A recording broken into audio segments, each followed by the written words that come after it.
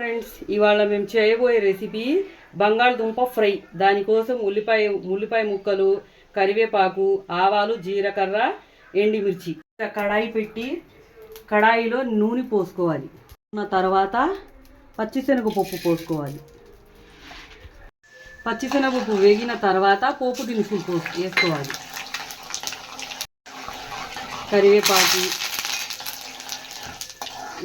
ఉల్లిపాయ ముక్కలు కూడా వేసుకొని వేపుకోవాలి. బాగా వేగిన తర్వాత బంగాళదుంప ముక్కలు వేసుకోవాలి.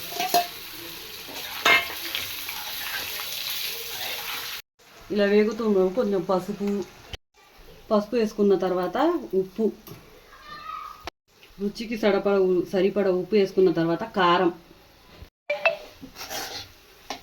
ఇలా వేయించి కొంచెం కసూరి మేతి వేసుకోవాలి. కసూరి మెతి కొంచెం వేగిన తర్వాత కొత్తిమీర వేసుకోవాలి. అంతేనండి, అయిపోయింది బంగాళదుంప ఫ్రై. ఈ ఫ్రై కనుక మీకు నచ్చితే లైక్ చేయండి, షేర్ చేయండి, సబ్స్క్రైబ్ చేయండి.